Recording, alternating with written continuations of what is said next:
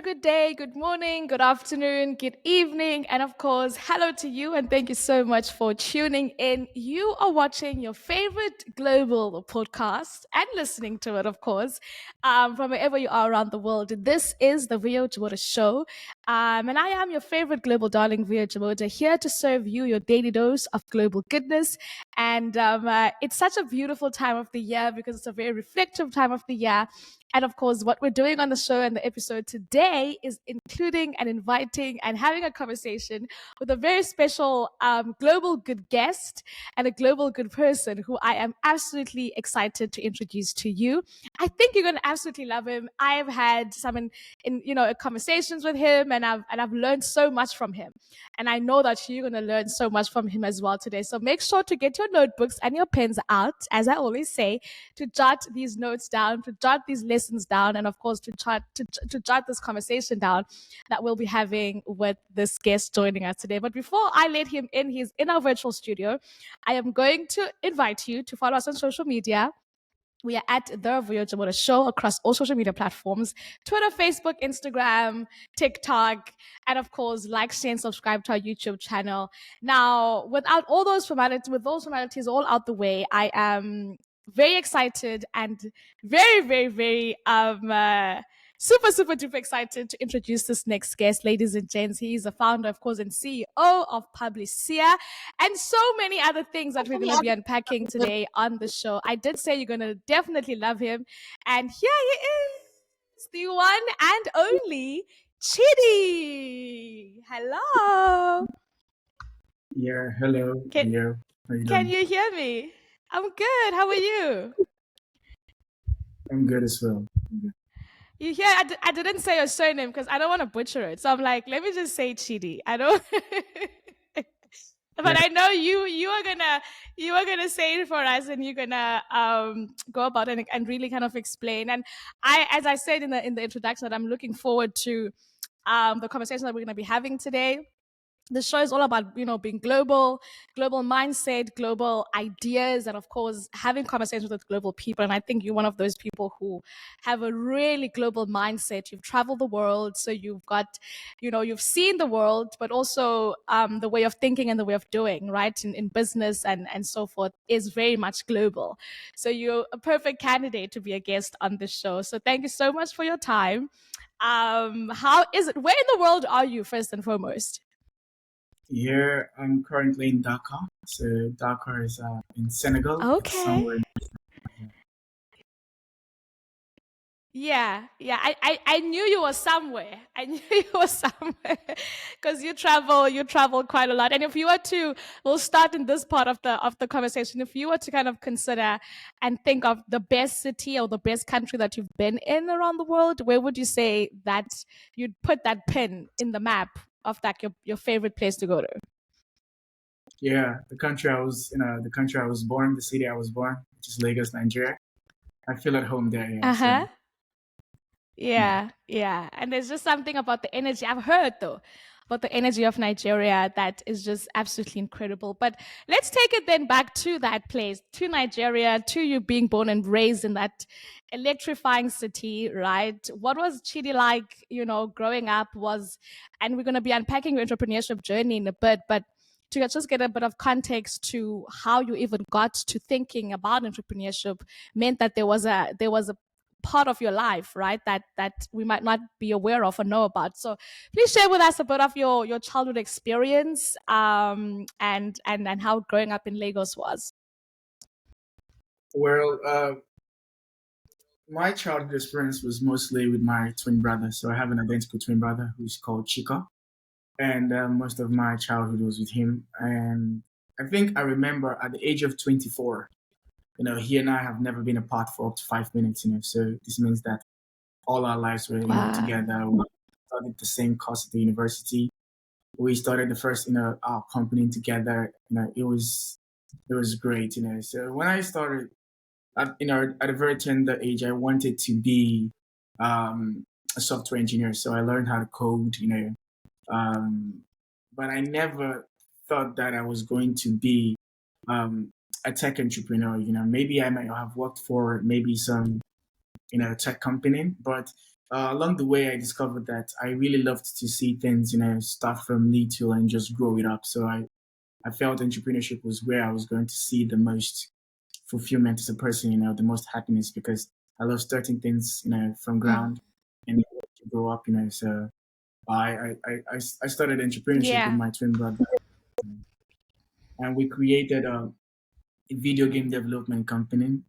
Unfortunately, it's we had a lot of people using our playing our games, but we didn't make any money. So I think that was the first failure I experienced. Because I realized that you can have a very great product, but you're not going to make any money out of it, and that's because you did not build any business model around it. And so I think that okay, the next venture we're going to start, we're going to be very intentional on how to make this sustainable. And so we started Lagbook, which is a social network for students of the university in which we attended, which is the University of Lagos. We had 30,000 students from the school. We expanded, got a million users, got acquired, And I said, okay, this is what Uh-huh. I wanted to do. I want to do this. I want to create companies. I want to take them global. I want to see them grow out of nothing. And yeah. And tell me, how did you bump into software engineering? Like, what about being in Lagos and being in Nigeria as a young, both you and your brother? What exposure did you have to software engineering, or did someone you know do it, or how did you just come about it, or come about knowing about it? So my twin brother and I think we are first generation software engineers, So nobody in our family, even to this very moment, is a software engineer, Yeah. And the reason why we started, learning to code was, so it came out of a beta experience, So I always say, great things can come out of the worst possible situations, So Mm. in 1997, so this will literally tell you how old I am. I was 7 years old. That was my birthday. Uh, Okay. my mom came back from her job, and she was in tears, and we asked what happened, and she said she lost her job. And we wanted to know exactly why. And she told us that the bank, where she was working at, was transitioning from paper-based, activities to computer-based. They want to take the bank digital. And since she didn't have any tech skills, she wasn't the computer literate. She lost her job, as a result of that. And so the next day she went out, she bought a computer for us and said, you guys have to learn how to use this thing. I don't know how to use it. It cost me my job, but I want you guys to learn how to use this. And so it doesn't cost you guys your job in the future. And she said something to me that I will not forget. She said, never let the world change faster than you do. So always make sure that you're changing at the pace of the world or even faster than the world. So since then, I always make sure that I was up to date with what was happening and what was the new technology or what direction the world is growing into. And so I started learning how to code. My twin brother and I, we started learning how to code. We started learning in HTML. We started learning CSS, JavaScript, PHP, GML, and blah blah blah. And and and I also remember saying to my twin brother, it's easier having conversations with computer than with human beings. Computers, understand you and they human beings Damn. That's a good one. That's a good one. can. um that's so interesting, right? Like, from, how they talk about from pain, taking your pain, those pain points to being pressure points that lead you to kind of being innovative. And what, the beauty of innovation is that it always comes from a need and a desire to create change from something, right? And I love that story. I think that's a beautiful story of how your mom just was like, this is where the future is, so make sure you're part of it right now. And that dictated then how you guys were able to fall in love with this software and tech, and that's absolutely amazing. And then now with your twin brother, okay, so you guys are now part of coding, you guys are engaging within that. At what point do you guys kind of make that decision to say, we are going to start this like video production or video game company? We are going to be again ahead of the curve, right? Because starting a company means that you are to some degree, again, innovating, right? So what is the conversation between you and your twin that leads you to that point of saying we're going to start this company, the first company that you started, the video game company? Yeah. So another reason why we decided to be entrepreneurs was, learning how to code. Obviously we could have worked for any, tech company, but then Mm, me and my friend and I said to ourselves, we don't want people to tell us when to quit. We want to be the ones to decide when we want to quit. And so the only way in which you decide when to quit and when to throw the towel is if you run the business, if you own the business. And so we said to ourselves, we're going to start our own business. Whatever we're going to do, we must be the decision makers. If we fail, then we know that, okay, this is when we want to quit. Or if we want to pivot and mm, start all over, we don't want people to say, "Oh, sorry, your services are no longer needed." And so that was why we became entrepreneurs. But for video games, I remember sometime in this happened in 2006, or five. I can't remember exactly. My twin told me, how are games created? How are video games created? And mm, I was very perplexed with the question because I didn't have any idea, how video games are created. And he said maybe we should, find out how they're created. And we went online. We discovered something called Game Maker that uses GML. We discovered something called Unity, that uses C++. And we were like, so we can actually create our own games. And so it took us 2 months, to learn GML and create our first game. And when we did it, we were so excited. And so we put it out there, for people to play. And people were playing, but there was nothing really coming our way except recognition, people just knowing us and stuff. And I told my team, but how can we make this thing? It's obviously a big thing, but nobody's paying. And we discovered that, Africans, Nigerians at that moment, were not comfortable paying for video games. Obviously they loved playing for free. And so we discovered, okay, this is something that is great, but I don't think the market is ready for it. I don't think, this market is big enough for us to make money out of it and become, build a sustainable business. So we need to start something else. And that was when we got, into the University of Lagos to study physics. And we started a social network for students of the university. Grew, we got advertising deals with multinational companies and eventually got acquired in 2013. Yeah. So, and I'm just mapping up, right? I'm mapping up this journey of yours because I think it's such an important thing that we put context into what success that we see, right? From people.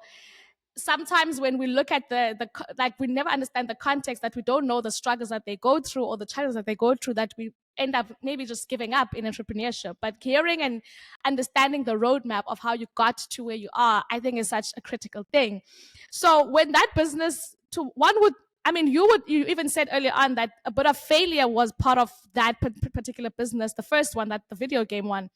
You guys had to close that. What lessons would you say you learned from that particular business before you started the next business that was able to then propel that to it even being acquired? There were probably some lessons that you learned that from that first business, that and what would you say those lessons are? Well, the most important lesson I learned, was do not do something simply because you can. Don't build things because you can't build it. So we literally built, the video games because we could build video games. And that was not, a very smart thing to do. Mm, Obviously you can create, you can build video games does not mean the world wants to build video games.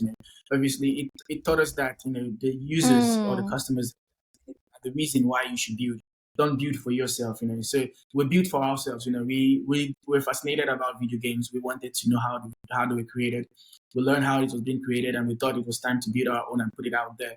We didn't understand the market well enough. We didn't understand the customers if they were ready for this. We just built because we simply could do it, or we built because we wanted to build it, and that's not the mm. right approach. So what we learned very, that early enough was that you build something that people want and not build something that you want. So Yeah. that was the most lesson that I learned, about that. Yeah. reminds me of it reminds me of, there's a book by Seth Godin called The Practice, and it really centers this exact concept that you're speaking of having the consumer, having the audience, having the people you're serving in mind. as you're developing either the business model or developing the business itself, and really understanding who is this for and what are their needs, what are they desires, and what do they want. And I think it's even, a similar testament that you are making now. And then that then propelled you to then being fully aware of what the customers want, to then start your second business, which was a social network company. What triggered that notion? Like, what was happening in the school that made you guys decide, you know what, maybe this could be an opportunity here? Yeah, so I think three things we discovered, and that's what made us to start, Lagbook. The first was that we, my twin brother and I, we had this, well, I call it a mini argument, about, what department someone that we usually see this girl pass around, and we always wondered what department she was, and we couldn't work up to her and ask, what department are you in? And that's because we're very shy kids then, we're, software developers that don't. I told my twin brother, if only, the university had a directory where we can see people and get to know, more about people. And, that just happened and we just forgot about it. But then another, incident happened. I told my twin brother, at that moment, Facebook was becoming a big thing in the school. People were on Yeah. Facebook. People found it difficult to, interact with people in the University of Lagos. So people were creating groups on Facebook for the University of Lagos and trying to get their friends to join. And we knew that people wanted to, people on Facebook wanted to be part of the University of Lagos. They wanted to show people that they're part of the school. They wanted to interact with people in the school just to make the school smaller, because it was a very big school, but they wanted to meet people more in the school. And so we said, okay, why don't we create something that would bring the school together? So since Facebook is a big thing and people are trying to get on this platform, why don't we leverage that and build something similar to Facebook, but this time it's only exclusive to students of the University of Lagos, and where people can just share, the experience, and stuff like that. And we created a Lagbook. I think within 2 nights we created a Lagbook, and when we launched the first version of of the social, we had about 3,000 people, sign up to the platform within a week, and it was very exciting because we discovered that this was something that was in demand. People wanted to be part of this. And but then we had 30,000 students within 6 months. But after that, the growth, started dwindling. It kept falling, and we wondered why, the growth. It was people were using the platform, but when, the new signups, the new registrations was going down by the day. And we realized that almost everybody in school was already on the platform. And so we've gotten to the peak, this people can't sign up anymore because every persons in the University of Lagos that wanted to join are already on the platform. And so we said the only way to to sustain this growth, the only way to stay sustainable and keep growing is if we expanded. So we had to expand, including the Nigerian population, eventually growing to about 200,000 users and expanding to the rest of the world. We had about 120 countries on the platform and over 1 million users. And we got acquired by a Canadian tech company called Limited. And how are you guys balancing school at this time? Because I believe you were students while you started this the platform. So how are you able to balance? Because I mean, the likes of Mark and Bill Gates, they had to leave school, right, to be able to successfully build these platforms. So for you guys, was it because you were together? Was it because there was that strong partnership that enabled and allowed you guys to find the balance? But how did that go about? Honestly, it was very difficult, and I'll explain, what I mean by that. So when we started, Blackbook, we had a very good academic standing, and when we started it, I told my twin brother this is going to affect, our academics, especially if we get successful, and we knew that it was going to affect it, and we were ready for it because at some point everything comes with sacrifices, and I remember a particular time when a complete week I didn't go to school. My twin brother and I, we didn't go to school. We missed testing, and I told my twin brother, and the reason why we didn't go to school was not because we didn't want to go to school, but during that week, I can tell you that we forgot we were students. We completely forgot we were students because we were so building the Yeah. business, building, and until someone came to us and said, "Hey, I've not seen you in school for over a week." I was like, "Huh? Oh, And there are you is guys at school." campus though? Are you not going to class but you're on campus? Oh, Yeah. we're in campus. So the dorm room, was on campus, but we totally forgot it. And Yeah. it was we were having so much success. We're enjoying what we were doing. And I always tell people Yeah, that if yeah. I didn't do Lagbook, I would have graduated with the first class. And so I was not able to do that. But when I look back at everything, I say to myself, I wouldn't have done anything differently. I imagine if I came out with the first class, Yeah. but with literally no sense of direction of what I wanted in life. Lagbook literally showed me what I wanted to do for the rest of my life. And I really have no regret about that. Hmm. And I can also imagine, I guess the duality of that as well is that because you're so busy, you don't necessarily have that much time to even have a social life, right? Outside of building the business and academics. But at the same time, you have all this popularity and everyone is loving what you're doing. So even balancing those two elements, right? Collectively and together and trying to say, how are we leaning into this popularity? But at the same time, how are we leaning into ensuring that the business itself is sustainable and is growing, right? Did you guys find a struggle in that, or was it kind of a seamless process for you within that regard? Because I Can mean, I you're get the question? university students, so there's so as university students, right? There's that element of being a student and participating in activities and just being part of the school and going to events and etc. Right?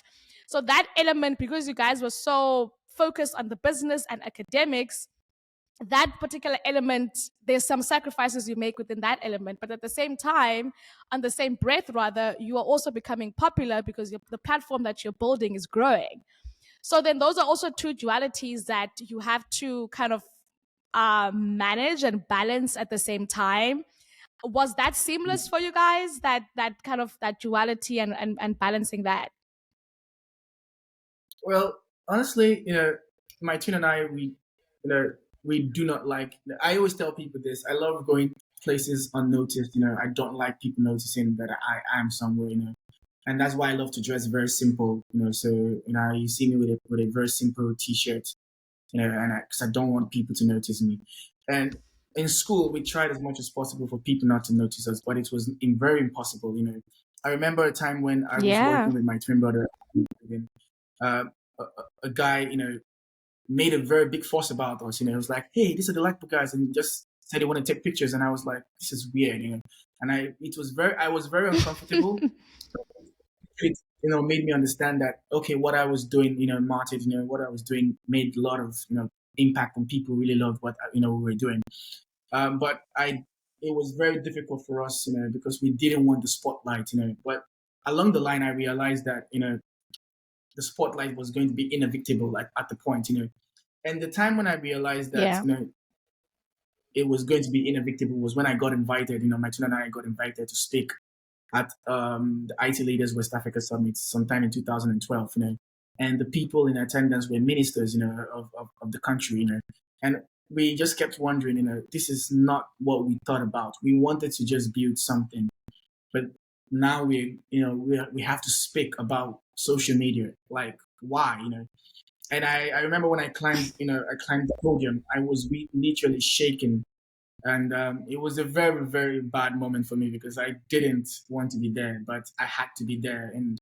But with time, everything got better. Things became easy for me. I began to put myself out there. And especially when if someone, my twin and I looked up to, he said to us, "You guys need to learn how to break out of your shell and welcome society, because the more you guys keep building and the more you get popular, people will want to be part of you. People would want to be part of your community and your life." And so we had to let go of that, our own personal space, and and just welcome the publicity that we were receiving.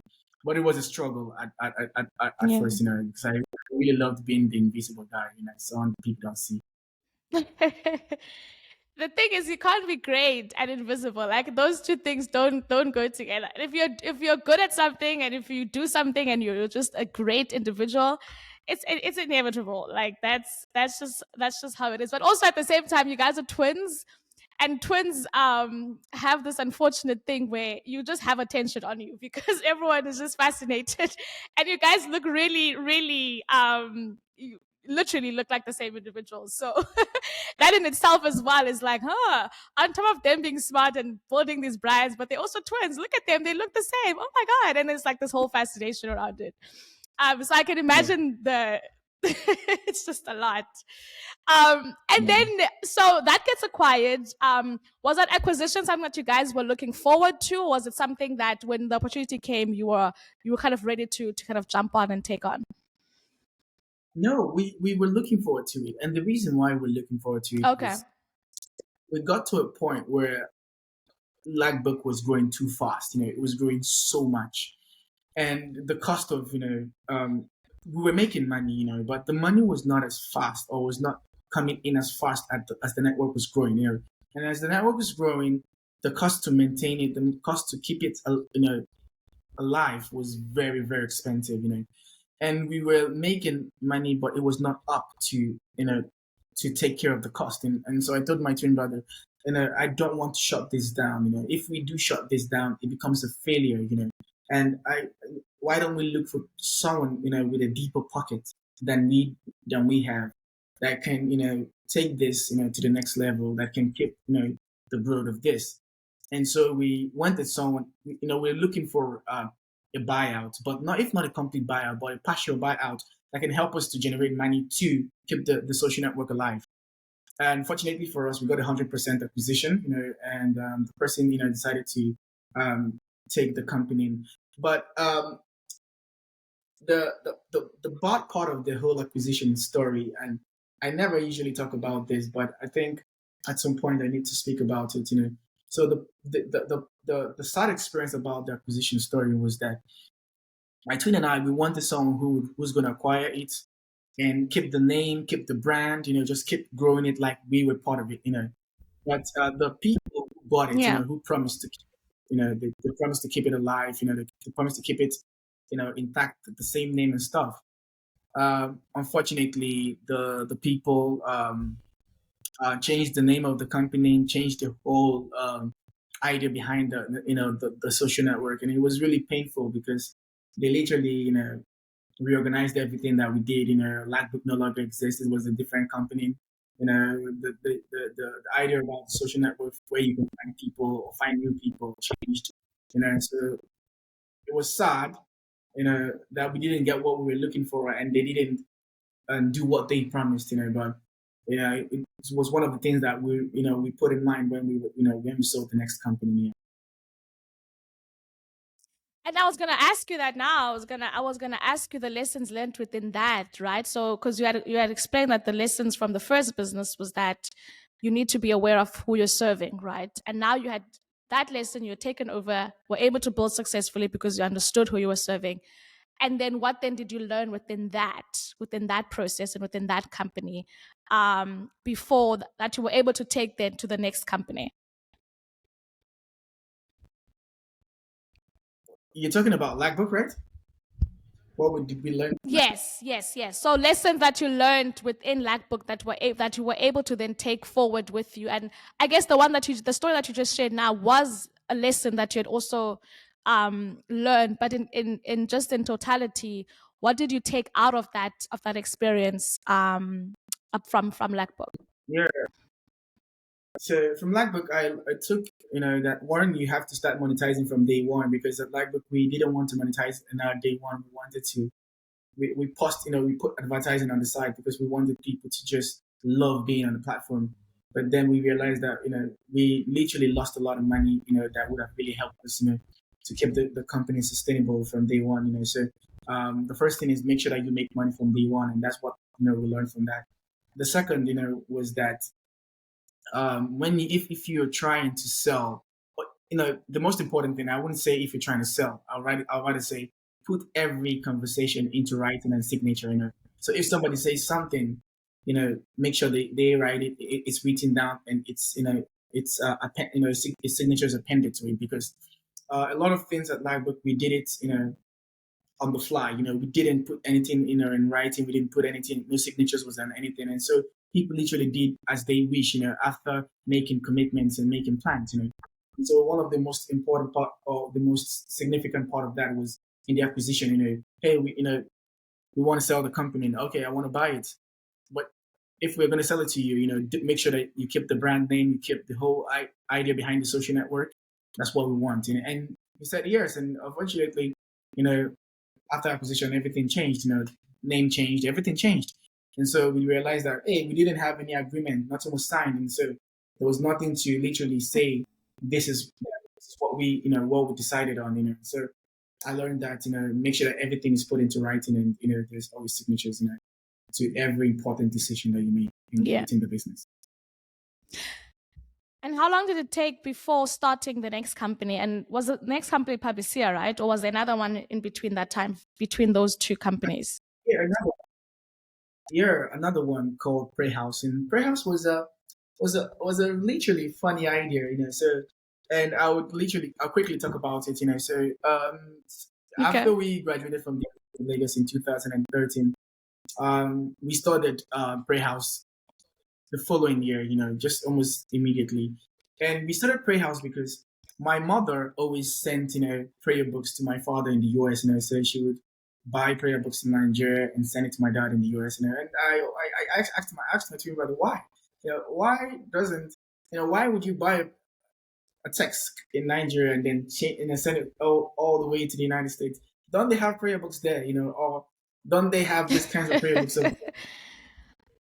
That's when the idea came about. Why don't we, try and find something that people can pray with, but it's available on the internet, very easily accessible, so people like my mother wouldn't have to buy prayer books and send to my dad in the United States. You can just literally say, go to this website and, and have everything, available to you. And so we started Prayer House, which was more like a changing it. So this was built upon the idea that my twin brother had. He said that literally we can pray with every Bible verse. So he said for every Bible verse there's a prayer attached to it. And so we wanted to be sure about that. So we created more of a search engine that helps people, change verses of the Bible to prayers. And so you just literally find prayers based on Bible verses, and it was a serious success because we had about 200,000 users within 4 months. Most of them came from the United States, and we started monetizing from the very first day. So we made tons of money. We decided, this is all, we want to keep this for a long time. But then we got the offer of acquisition from Tendo's charity. It was a nonprofit based in the United States, and they offered us a lot of money. And at that time, it was a lot of money anyway. And so we said yes, to the acquisition offer, and then Prayers was acquired 4 months after inception, or after.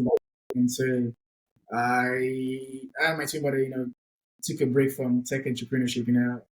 I think we took the break to spend some of our money and have personal time, for ourselves and our family. Yeah. I decided to go into writing. My twin decided to go into music. So we just went, into different parts of the creative industry. And while we were creatives, we realized that there was a lot of broken parts, in the creative industry in Nigeria. And so, hey, we had to regroup and said, okay, how can we solve this problem in the creative industry? And we started another tech company, which is Publiseer. Which is where you guys are right now. But I think, I'm just hearing the story of the Prayer House platform, and it's just so interesting that you guys always you always see something is a problem, let's fix it, right? I think that's what I'm learning and understanding from just just hearing this. And I'm even thinking now, I'm like, there was a prayer that you guys made from the prayers that you had created on the platform that was able to even propel more success, right? And was able to have the company acquired and enable you guys to have a little bit of early retirement, at that particular time. So I guess that was great.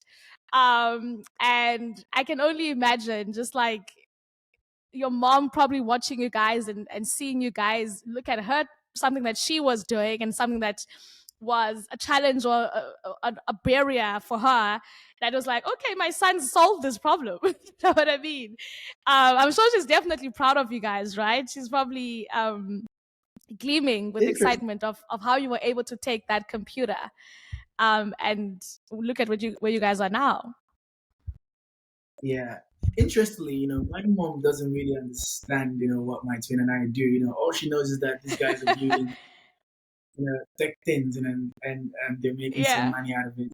She doesn't really understand much about it, because she's not really a techie person, So, my mother literally started using WhatsApp, when she moved to the United States. She literally didn't have any smartphone.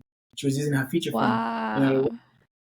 She had to, go into WhatsApp. But I can literally tell you that WhatsApp is the only tech product that my mom knows and my mom uses. She doesn't know any other thing. But do you see the principle of seed though? Because she planted a seed, right? She planted a seed in you guys by buying you that computer, and the seed. I mean, she doesn't even have to have known tech to be able to plant a seed, right? I think it's such a Yeah, beautiful principle that she planted the seed and the seed was able to grow, and the fruits of the seed. She doesn't even have to understand. You know what I mean? Like she doesn't have to understand what buttons you press, what coding is, but she had a very valuable and a very significant role in planting the seed in you guys. And before we talk about Publiseer, if you were to think about the journey that you've had and both of you guys, what would you say is the importance of having people like your mother in one's life? And if one doesn't, how do they find people that will consistently and continually plant seeds in your life, but also keep empowering you to keep going, because it's definitely not an easy journey. So what is the yeah. importance of that, and who are those people in your life? Well, the importance of these kinds of people is because they make things easier, or they help you find your direction very early enough. So I usually tell people I found my purpose early enough, and if it wouldn't be possible without my mom. I tell people if my mom didn't get us that computer, um, I most likely would have been a Catholic priest, because that was the only thing I wanted to do. Before my mom got us a computer, I wanted to, Wow. and so I think the computer really, helped me find purpose, and satisfaction in what I want, what I do. And I don't think that getting us the computer was the only thing that my mom did that really changed the direction of my life or made it clear. One of the things she did was that I remember sometime in 2000 and I think 2003, my twin and I, we were always, we created havoc at home, so it's more like, these crazy guys, And so my mom said, "Hey, these guys, you need to do something practical with your lives, And so she took us to a computer school to learn data processing, And when we went to the school, we also got challenged, because we saw people there learning how to code, And so we realized that HTML and CSS was not the only coding languages, We had JavaScript, we had C++, we had PHP, and we had to, we started learning all these things, And so her taking us to that school also was important, in the trajectory of our journey as well. And most important thing that she does, and I always tell people that this is the most important thing that my mom does for me, is the prayers, because I I I'm not saying I have a prayer life, but it's not strong enough, And my mom's prayer life is like amazing, And I always tell her, I always tell people, I think my mom's prayers are the reasons why I get things done, because there are a lot of challenges I face every time, but no matter the challenges, I still come up, come out on top, and I only believe that is possible because of her prayers, So I believe that it's her prayers, in my life that, that's the reason for, the success, And I think the importance of these kinds of people is that they help you find purpose on time. And even when you are, you're not, you don't give them much credit. They're still there, supporting you, even when people don't really see them all the time, because people don't know my mother's name. They don't know her face, what she looks like, it's very impossible to have me, or my twin brother if she wasn't there, Without So her. these people, I would call them the silent heroes, or the silent angels, that people never know about. Mm. And they really fuel, right? And I guess that principle that your mom had also instilled within you, prayer, right? And how have you been able to build encouragement within yourself when times are difficult in entrepreneurship, right? Kind of acknowledging your mom's prayers, but what practices do you do personally to ensure that your cup never runs dry, that you continuously have enough to be able to keep pouring into your business, your life, and to others as well? Well, honestly, I'm human, so being human, I always burn out a lot. I burn out so much, and so Mm, my cup goes empty a lot of times, and that's the reason why some of these, I get into programs like Acumen. I got into Acumen Fellowship because I wanted as a place to for inspiration. Building in isolation it made a lot of sense while I was younger. But as you grow older, building in mm, isolation becomes very difficult. Because, when you burn out, who is there to encourage you to keep moving forward? And so having a community like Acumen, having a community like Dalai Lama Fellowship, you know, you see a lot of people doing amazing things in your community, and that fuels you, in case when you're literally, you're expressing difficulties, in doing what you're doing, and you see people doing the same thing or even something similar, and they're experiencing challenges but they're still moving on, regardless. That gives you that confidence, and that's why they always say these things, if you want to go fast you should go alone, but if you want to go far you should go with mm. people. Wow. That's the reason why I go for these systems, because when I lose that fire, that inspiration, to keep moving forward, or I lose the motivation to keep trying, and I see people, still doing, the work, I say, okay, if this person can keep doing the work, then I can, I have no excuse, and I need to keep doing the work as well. So that's one of the, the ways I stay focused, on the journey, and I always believe that there's this saying that my mom says, and it didn't make sense early when I was younger enough, but with time it made a lot of sense. So she said something to me one day. She said, Chidi, it has to get ugly before it gets Mm, beautiful, or before it gets pretty. And I was like, why would you tell me that, before something gets beautiful, it has to get ugly? It didn't make any sense because one, yeah. I didn't want it to get ugly in this place. I just wanted it to be beautiful, forever. And so Yeah. I didn't understand what she meant that it has to get ugly before it gets beautiful. And she always says that whenever things go bad, she says it has to get ugly before it gets beautiful. And then one day I had a very fatal, car accident. My car was ruined. And I looked at the car and said to myself, wow, this is ugly, But then I said to myself, at Mm, that time my car was this pencil gray color, and I wanted to have a white car. And I said to myself, okay, let me go fix the car. When I went to go fix the car, the workshop said to me, do you want to change the car color, in the process? And I said, okay, I want to change the car color, from pencil gray to white. And when they were done with the car, honestly, it was way better than the car that I had the accident with. It was looking so beautiful. It was looking so yeah. amazing. And I said, wow, what my mom meant, that it has to get ugly first before it gets beautiful. Then I realized that sometimes when when things get very bad for you, it's an opportunity not to really feel bad, or to feel sad for yourself or throw yourself a pity party. It's an opportunity to become whoever you want to be, And as an entrepreneur, you Mm, have to be very comfortable with starting all over from the beginning, because a lot of entrepreneurs don't know that that's one of the things that entrepreneurs do. You fail, go to ground zero, go to the very last, point of your life, or the lowest point of your life. And that is an opportunity for you to reinvent yourself and tell yourself, okay, what do I want to be? And you start all over again, So as an entrepreneur, you need to be very comfortable with starting all over again. And that's one thing I've learned to be very comfortable with, when, embracing failure, accepting it, and then using that as an opportunity to reinvent myself, to invent where I want to be, or what, who I want to be. And yeah, so I think, yeah, that's it. that's so That's so interesting. It's just similar to what your mom used to say, like it because it becomes night before it's day, and after it's gonna be days, there's still gonna be night. So the assumption that there's never gonna be bad or there shouldn't be bad is one that could be of limitation, because if it's always bright, then when are you going to sleep? When are, like, just in context of just nature in general. So it's definitely part of it, and I think we don't have those conversations enough as entrepreneurs or as people who are building and growing.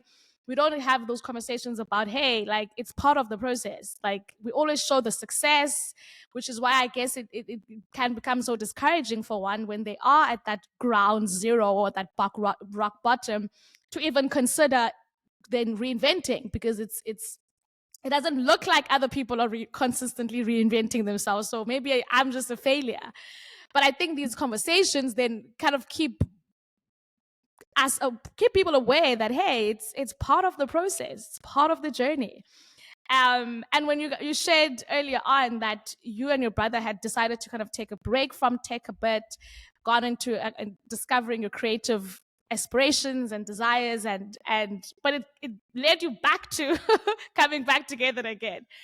What did you identify as those missing links within the creative sector that you guys then decided, okay, now another problem we need to fix? What were those problems?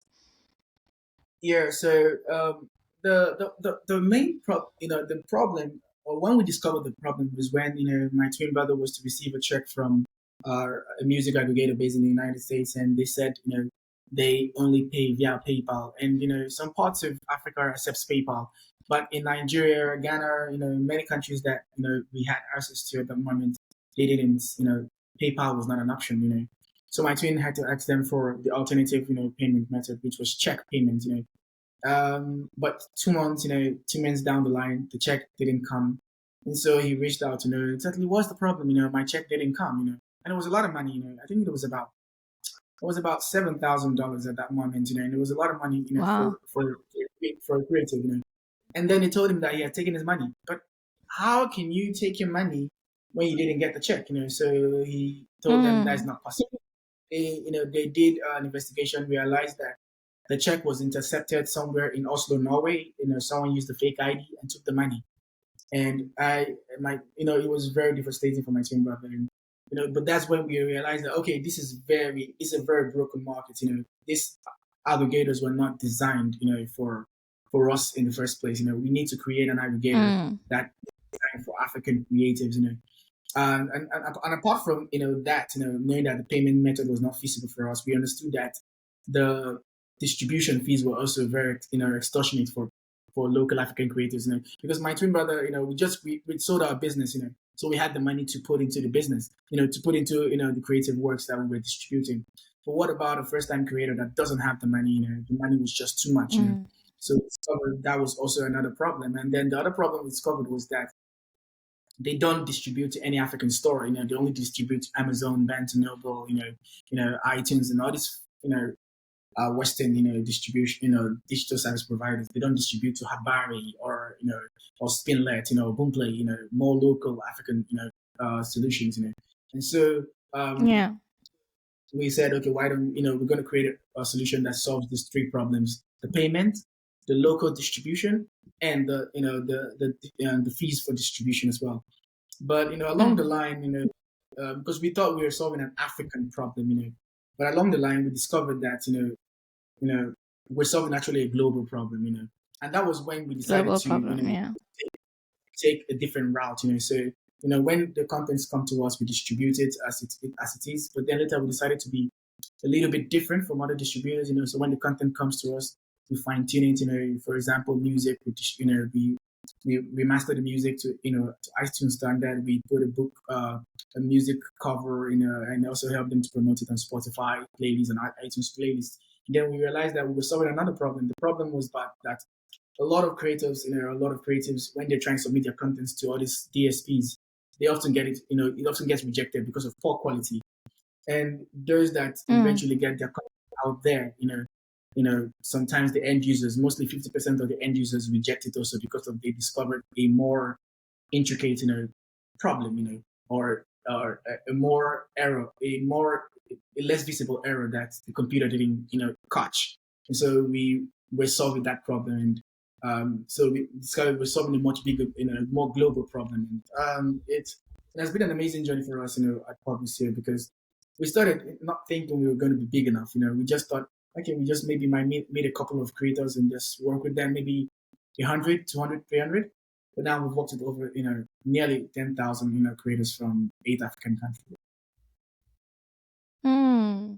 And what's the most rewarding part about having, or rather knowing that this is solving a particular problem that could help the livelihoods of these creators? Because at the end of the day, this is what they do. Therefore, by solving the problem, then you are helping their livelihood. So what's the most fulfilling part for you guys, knowing that that's what you do? Well, for us, it's when we see a creator, join our platform and having to keep a 9 to 5 because they need to put food on the table. But when they're part of our platform, within a couple of months or years, they quit their day job and just focus to be on being full-time creators because they're making enough money to to earn a living from their passion. So it's really beautiful when you make money from doing what you really love doing. And that's what Yeah. gives us that most satisfaction. Seeing people do what they love doing, seeing people do what they know how to do best, and making money out of it. Not not just being a hobby or a passion project, but being something that really puts food on the table. So having creators like this on our platform, seeing them making thousands of dollars every month on from their content, that's what gives us the most satisfaction. Yeah.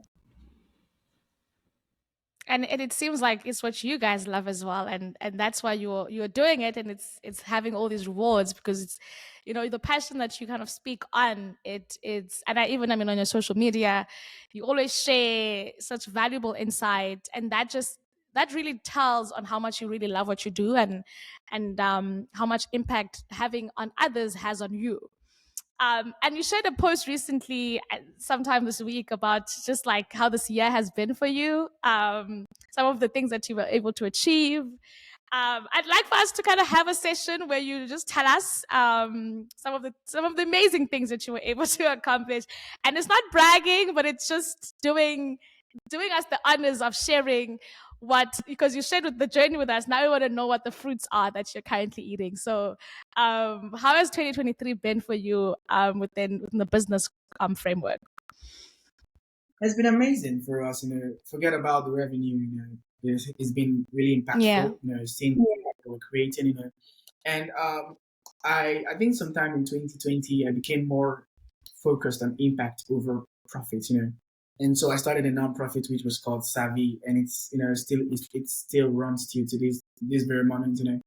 So it's where I give back to community. I try to train, support and fund entrepreneurs, and that has been amazing. Seeing how much entrepreneurs we've trained, how much entrepreneurs we've supported, and also how much entrepreneurs we've funded. Their pilot project. Yeah, but 2023 has been amazing. I took some time off social media also in 2023 because I wanted to focus more on my personal life. I didn't put a lot of things out there. I did silent win. I win and then nobody knows about it. I just keep moving. It was Yeah. actually interesting because that was the type of life I was used to. In the past where people literally didn't know much about what I was doing. And I was able to do it this year. I didn't put most things out there, but I decided it was the end of the year. I think I needed to share my win. And the reason why I was sharing the win was, one, is a sign of appreciation mostly to God, because I always believe that, those that are really appreciative of what they've, of what has happened to them in life, are the ones that tell people about it. I don't know much if you know much about the Bible, but there's a part, where Jesus told someone that when I heal you, you go out there and you tell people about it, and this Tell means that them, it's yeah. very important. It's very important to testify or tell people this is what happened. As more of as a way, I see it as a way of celebrating God, who did it for you as well, and not keeping it to yourself. And so I decided, okay, I think I need to talk about it. I need to just put it out there, and so I did that.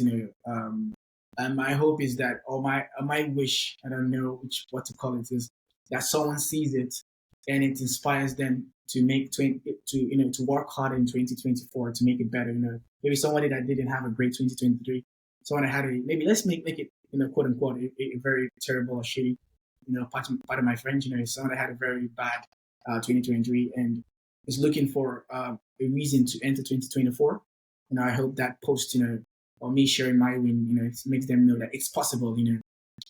If he can do it, then I can do it. Because I always tell people I'm not special. I'm just a normal person, doing extraordinary things, so very normal person. And so it means that they also can be also normal as well and do great things as well. It's just if you just put your mind to it. Yeah, you should all go check out that particular post. We made a list of things. We were like, number one, this, and number two, this, and then it even, you know how a post when it goes to the comment section because it was too much for, it was too much to fit in the characters of the actual caption, and then it goes to the, and then you finish it off in the comment section. Then you know it's a good one. Then you know it's a good one. But I'm so glad that your year was incredible. I think it. I've been following your journey. I don't know. I think it's been 2-3 years now, just seeing how it's just growing and growing from strength to strength. As you said, you are looking to kind of grow your personal life as well. How has that been? Was that something that you were able to achieve this year, taking care of yourself and putting yourself first within that instance? Oh yeah, my personal life is great. So a lot of people don't understand that, and I always say this, a lot of people's mental health, forget about social media, people Mm. put so many great things on social media, but not everybody has the right mental state, And so I wanted to take some time off social media to really focus on myself, look inner, and define what happiness means to me, and go after it, and just more of make sure that I'm in the right mental state, So that was why I took time of social media to really make sure that I really look at myself and take care of my own person. And this year has been I is the most fulfilling year personally for me. I was able to do some personal things that I wouldn't have been able to accomplish. I took some time, did some, family time, some vacations, some fun things, that for the first time I traveled. Mhm. I said, what? Because before I traveled to a lot of countries, but for professional reasons, I'm going to a program, I'm going to speak at this, I'm going for a fellowship.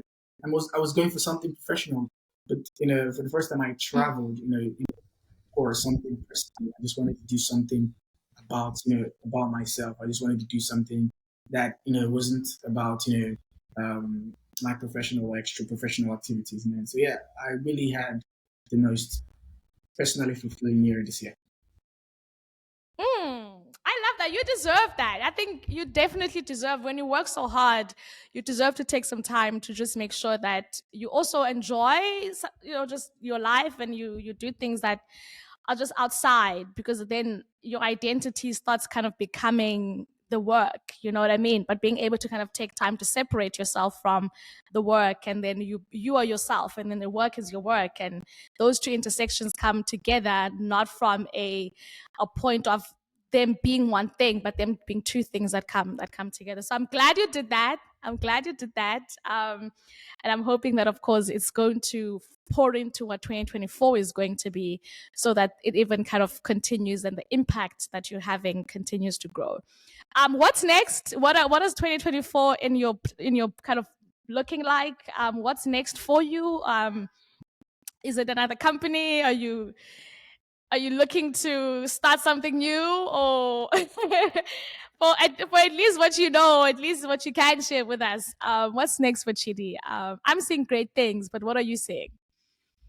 Well, honestly, 2024 I have personal plans, mostly professional plans, but I really don't want to jinx it, so I don't want to say much, So, but let's just believe in 2024 Yeah, something great will happen.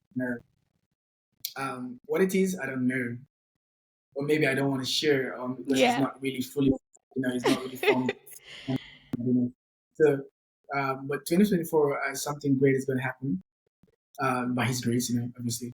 But I have plans Yeah. for doing something better. something be bigger than what I've done in the past in 2024. And I want I always tell my twin brother, it's a way I always put it to him. I said, I am doing something great, we are doing something great.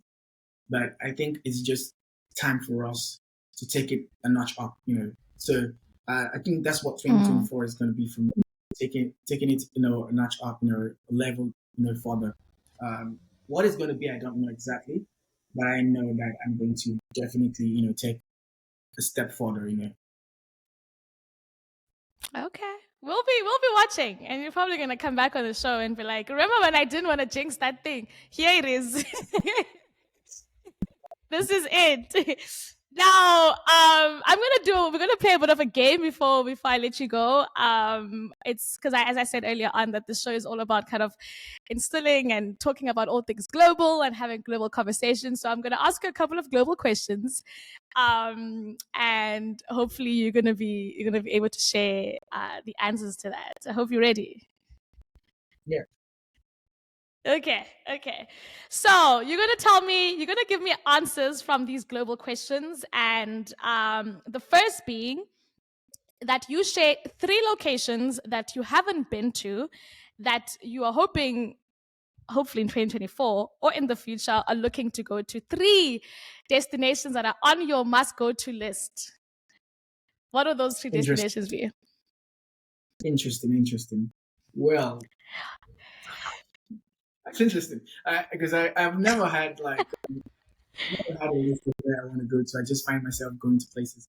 But if I want to go, if I want to make that conscious effort of going, one would be Havana, Cuba. Cuba. I really want to. Cuba. I love. Yeah, I love Latin American countries. I don't know why. I love the music. I love the way of life.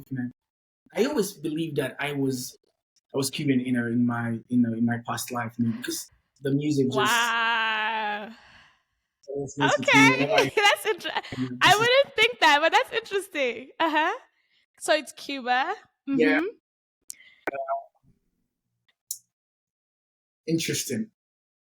Well, Brazil. And okay, let's do continents. And the reason why, is there anything in Asia? Nowhere in Asia. Asia, maybe Japan, and the reason why I'd love to go to Japan is Japan. Okay. It's the things I've heard about the nation, how clean they are, how controlled they are, how very efficient they are. I'd love to see that happen, I'd love to see that, physically, not just what I've heard about them, So Japan would be, if it's Asia, it would be Japan. Okay. Australia, I am never in Australia because I heard there's a lot of animals in Australia, being around, and that really, makes me scared, to go to Australia because I don't want to be ambushed by an animal. So, the kangaroos. Kangaroos will. That's a valid scare. Mm-hmm. It's valid, right? Thank you so much for that. It's valid. It's valid. It's Africa. If it's Africa, then how many African countries have you been to? A lot. I think I've been to almost a lot, if not all. But the country in Africa, the places I want to see more in Africa is the Northern African countries, because the only part in Northern Africa I've visited is Egypt. So I'd love to see, Tunisia, Morocco, Algeria. I'd love to see those countries, So, if I was to just choose one country in Africa, I would choose Algeria because I heard it snows in Algeria at some parts, Algeria. So I'd love to see. I'd love to see a part in Algeria. Yeah, so it's interesting, right? So, yeah. I'd love to see snow in Africa. So I'd love to see that really happen. Yeah. I didn't know that. Okay. Yeah. So we have Cuba, Japan, and Algeria. I heard Morocco is definitely, it's trending right now. Everyone is talking about Morocco. Definitely have that on that bucket list. Okay, so Yeah, so you shared countries that you go to. What is your favorite global brand or product? Coca-Cola. Coca-Cola. Yeah. Okay. Okay. And why? I, Coke is the best. I love Coke. Anybody that's around me knows I love Coke. They call me Coke guy, Coke Okay. ambassador. I'm the underground Coke ambassador. Coke. I love Coke. And whenever I go to any country, Okay. You look for Coca Cola. Okay, I was one of the episodes that I did recently. Coca Cola was, I think, was one of on the top 10 list of the most valuable brands in 2023, and I think Coca Cola was at like number 8 or number 9. And I think, I mean, it's been a very valuable brand for the longest time, and it's going to continue being. So that's a good one. That's a good one. Favorite global idea or innovation? mm, Google Maps. One that's kind of stands out for you. Google Maps. Yeah. Huh. Okay. And why? Is there a reason why that kind of fascinates you the most? Yeah, because I am someone who doesn't know places. So I can go to a place, I can go to a destination 20 times and still don't know the route to it. I still don't know how to get there. So Yeah. I'm very bad with directions and very bad with knowing places or knowing or tracking my way in how I got somewhere. And Google Map has been amazing for me. I never get lost anymore. I just put it on my dashboard and I drive there, and it's very interesting. I remember watching Pretty Woman. It's a very classic movie, and the lead character, um, he asked the heroine, he asked her, "Can I know my place? Can you show me how to get to Beverly Hills?" And I was like, "This is not going to be a problem now, thanks to Google Maps." So that's why I love Google Maps. Yeah. Yeah. Okay, that's a good one. I think it's a very that's a good explanation to why you like that. The next one is your favorite global person or individual. Hmm. Global person. It And would be don't say your Elon. twin brother, because you guys are No. Elon. Okay. So why Elon. Elon particularly? I mean, he's obviously a genius, but like, is there a reason why you resonate with him? Yeah, one, he's African. He's South African. I always tell people, Elon is African. And another thing I like about him is that when I watched the documentary about SpaceX and how many times he failed at it and how he kept moving. I felt at one point he must be a mad person, because if I went through that amount of failure, I would have quit. Because the failures were very expensive. The failures were so heartbreaking. You build a whole spaceship and it blows up, and you go back and you build again. That's either you're either mental or you're very self-driven. So, and we all know Yeah. he's self-driven, became successful, and that's the reason why he's my favorite person, because I want to have that kind of drive, to keep doing something, even when people think it's crazy, even when I'm constantly failing, because I know what I want to see and I become successful at it eventually. Love that. I love that. The last one is favorite global media or entertainment. So that could be a song, a movie, a book, or anything within the media space. What would you can give me maybe three, either song, a movie, or film, or just anything content related. Yeah, for song, it would be "Am I Wrong" by Nico and Vince. I love that song so much. It's still like it's Am my I favorite wrong? song of all. Is that what it's called? Yeah, "Am I Wrong," by Nico and Vince. Okay. It's the Okay. best song of ever, and I don't think any other song is going to top that. For a very long time. For movies, so people often think that I love action movies or adventure movies, but no. I Mm. love rom-coms. I love romantic comedies, and my Ah. and my favorite movie is Forever My Girl. I don't know the names of the actors and actresses, but it's my best movie of all time. Forever My Girl, and What else again? What other media do we have? Books. Yeah, books would Yes, because be I mean, yeah, you've yeah, books would be Americana by Ngozi Chimamanda Ngozi Adichie, and I love the fact okay. I love Mm-hmm. the book because it speaks about a Nigerian who went to America and was trying to adapt to the new culture and the new lifestyle because of the contrast and leaving a family behind, leaving a lover behind and I have experienced that life before where I left my home country and moved to another country and stayed there for a long time and there was a lot of cultural contrast and I was just trying to find my feet off to find my voice in that new ecosystem so yeah, I love the book because it's resonate with the book. I find it relatable. Wow. That's so interesting because I think these questions help us understand you from a little bit of a different light, because I would have definitely thought you were going to say something Steven Seagal or Bruce Lee when it comes to movies, and now you're like rom-com. So that is so interesting. But I guess it's just it's those facets of who we are. It all varies, and we're all just so different. What is your, since you love rom com so much, and we're gonna close it off very soon. But what is your relationship life looking like? Are you looking to get married and have family? Like, because surely if you love rom com, then you think about those things quite a lot. Well, they usually say people who can't do teach. So I think maybe people who don't have love in their life, they watch rom coms. So that's where I am at the moment. It's like at least you watch it, so you can at least It's yeah. somehow it's still part of my life. I believe that someday that's going to happen in my life. When I don't know exactly.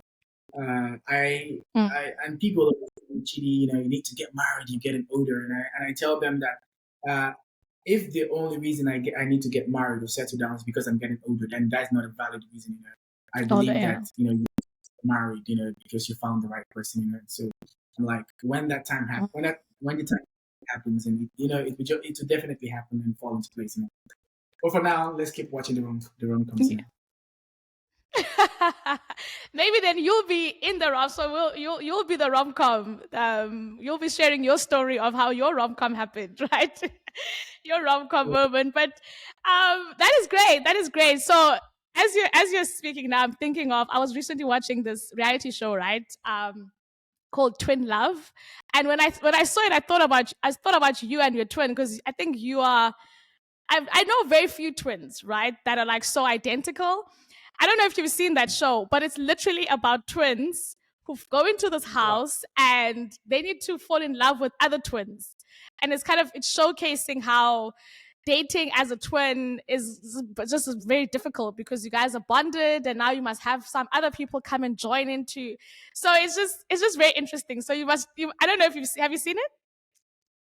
I haven't, but I'm definitely going to check that out Okay. right after this. It's on Amazon Prime, and it's 10 sets of twins that are dating each other. And then the funny part is that, so because they're in separate houses, then the funny thing is how the same set of twins would date each other. So the same twin of that twin is dating the twin of this twin. And then it was just, Wow. then they see each other, and then they were like, so that means that we have the same type, because we like the same set of twins. We have literally, like, they look the same and we look the same, and it's just crazy. So that's something funny and fun, and I'm sure you'll probably understand references that they make as twins and be like, yeah, I know what that means. So check that out. That's something that I would recommend for you to check out. It's called Twin Love. It's on Amazon Prime.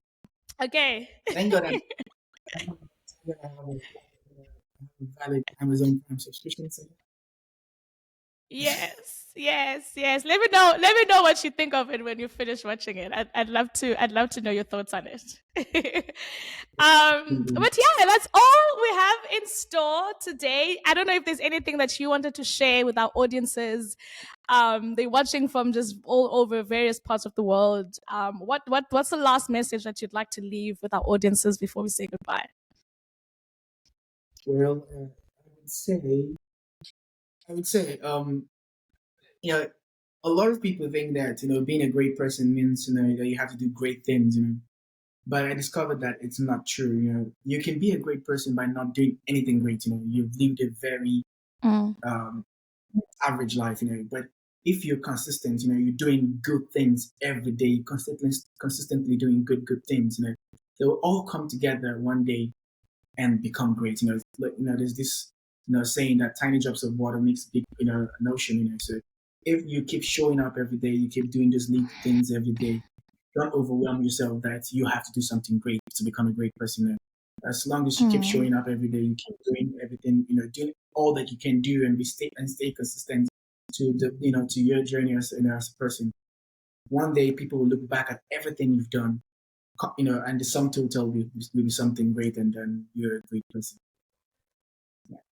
Yeah, thank you so much for sharing that. I'm wishing you, obviously, Merry Christmas, but that's past. So, a Happy New Year coming up soon, and a prosperous and just an amazing 2024 that's filled with success and joy and love and happiness and all the things that you deserve. So, thank you for sharing all of that and for joining us on the show today, Chidi. Teach me how to say your surname again. Ah, so my son name is pronounced Wogu. So the A is silent, so just literally saying, and the N sometimes, can be silent as well. So you pronouncing WOGU. So Wogu. Ongu. Go. Wogu. Go. Whoa. Oh my God. Oh my God. I'm gonna learn. I'm gonna learn. I'm gonna learn how to say it.